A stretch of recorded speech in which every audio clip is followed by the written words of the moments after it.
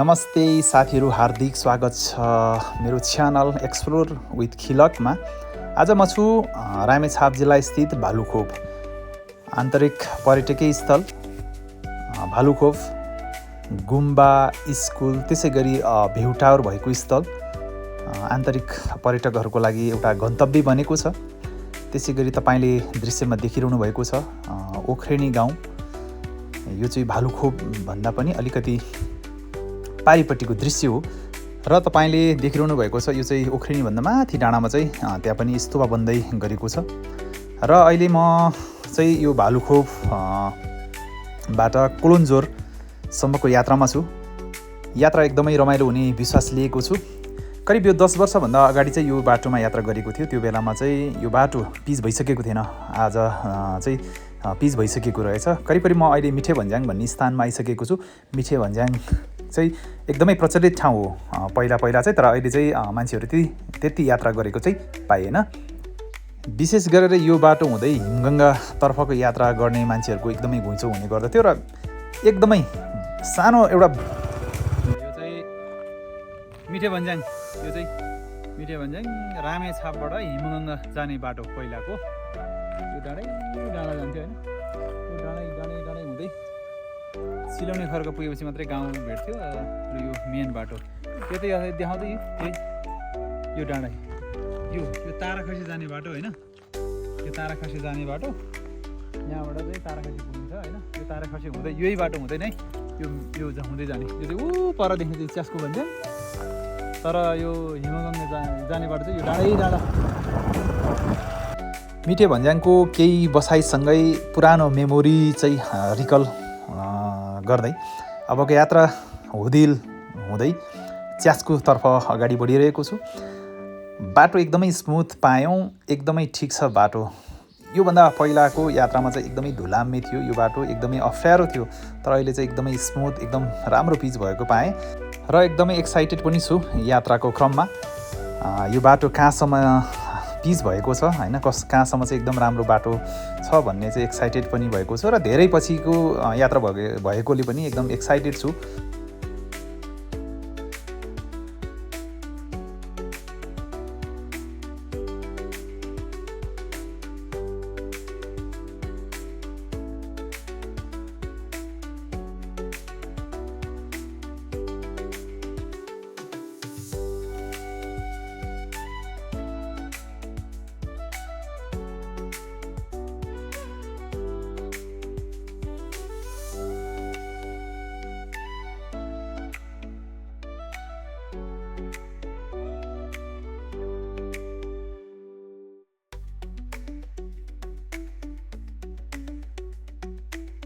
हामी चाहिँ अहिले करिब च्यास्को नजिक आइसकेका छौँ। यो चाहिँ हुदिल र छाप गाउँ चाहिँ क्रस गर्दै अब हामी चाहिँ अहिले करिब नजिक आइसकेका छौँ यो च्यास्को भन्ज्याङ।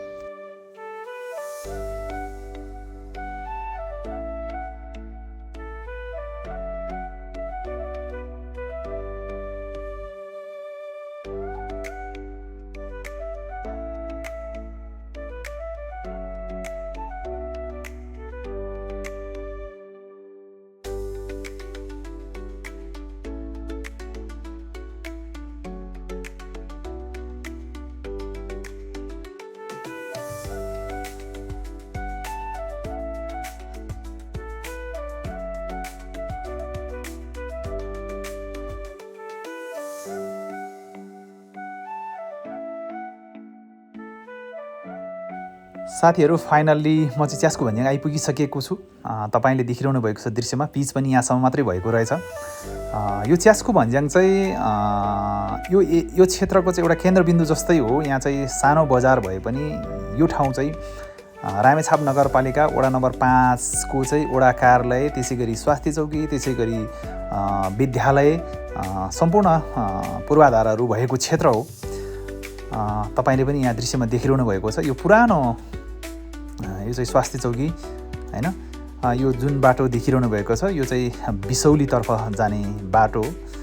यो ठाउँमा चाहिँ विशेष गरेर चाहिँ यो वैशाखी पूर्णी र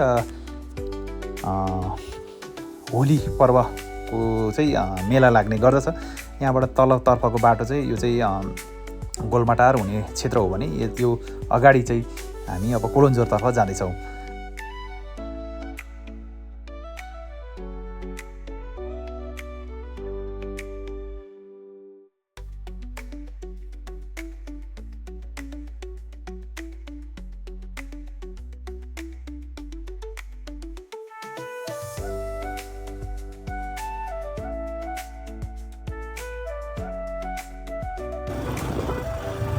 पहिला मेल थियो यो दुईजना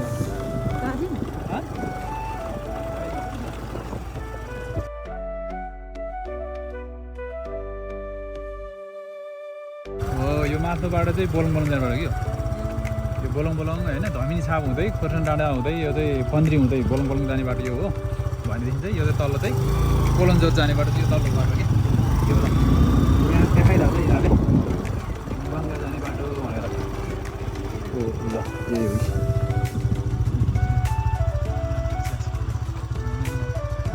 तल कोसी पनि यहाँबाट मजाले देख्छु।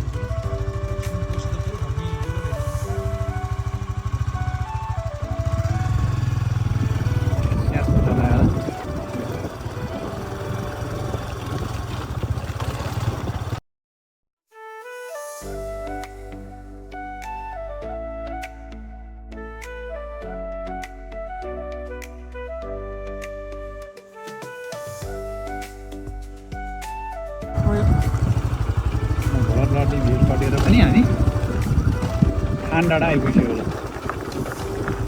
चाहिँ वडा नम्बर 5 पर्छ कि यो रामपुर पहिलाको रामपुर अहिले रामपुरलाई चाहिँ वडा नम्बर 5 रामेछाप नगरपालिका जसले ल्याइरहेको छ मान्छे टाढिरहेको छ। त्यसैले आउनुहोस्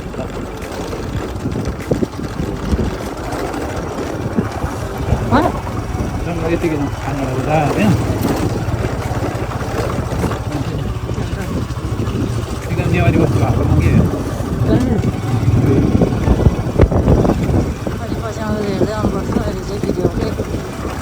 त्यसै भयो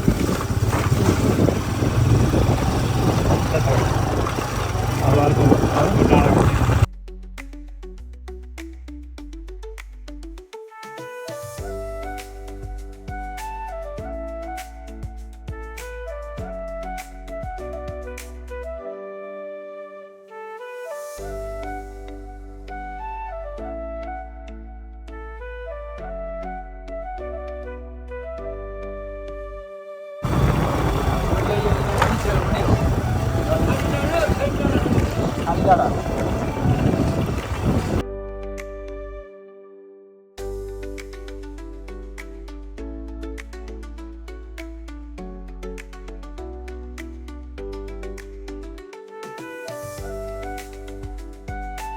खानी डाँडा क्रस गरिसँगै तपाईँले अहिले दृश्यमा देखिरहनु भएको छ यो हो रामपुर।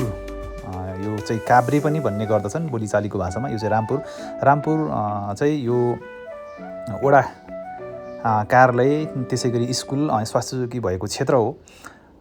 तपाईँले दृश्यमा देखिरहनु भए जस्तै अब यो केही अगाडि गइसकेपछि राइट टर्न गऱ्यो भने चाहिँ यो रामपुर पुग्न सकिन्छ होइन। भनेदेखि यो सिधा स्ट्रेट बाटो गयो भने चाहिँ हामी चाहिँ सिमल भन्ज्याङ कोलुन्जोर सिमल भन्ज्याङ भन्ने ठाउँमा पुग्न सक्छौँ। त्यसै गरी कोलुन्जोर सिमल भन्ज्याङ हुँदै तल चाहिँ 4 गरे रामपुर 4 गरी पनि पुग्न सक्छौँ यही बाटो। करिब हामी चाहिँ अब सिमल भन्ज्याङ नजिक आइसकेका छौँ। अहिलेसम्मको यात्रा एकदम सजिलो रह्यो।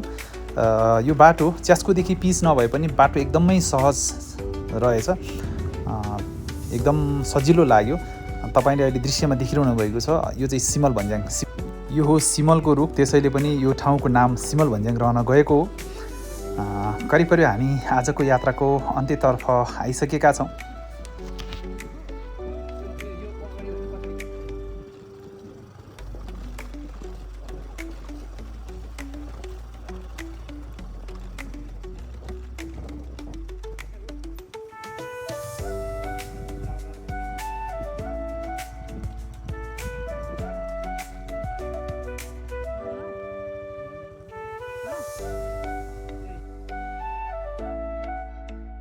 फाइनल्ली यो सिमल भन्ज्याङको दृश्यसँगै म चाहिँ अहिले मेरो फुपू हजुरआमाको घर नजिक आइसकेका छौँ।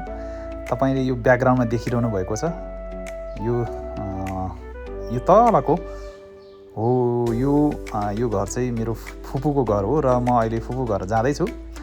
भिडियो अन्तिमसम्म हेरेर साथ दिनुभएकोमा तपाईँलाई पनि धेरै धेरै धन्यवाद। र च्यानललाई सब्सक्राइब गर्नुभएको छैन भने च्यानललाई सब्सक्राइब गरेर पनि साथ दिनुहुन अनुरोध गर्दै बिदा हुन चाहन्छु। धन्यवाद।